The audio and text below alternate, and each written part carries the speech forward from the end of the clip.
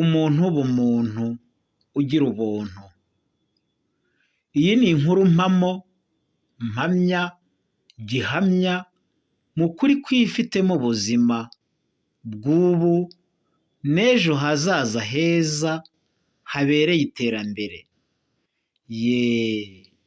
Yego, si bya bindi by'abahanga b'abahanzi bahanga udushya mu nganzo ibaganza, mu bisigo bagasiga, abandi bagasigara basiganuza, kuko rero badasobanya maze bakabasobanurira ba bandi bati icyo rero uyu musobanuzi usobanutse wisobanura adusobanura, ubwenge buraha butari ubunyaryenge n'uburyarya.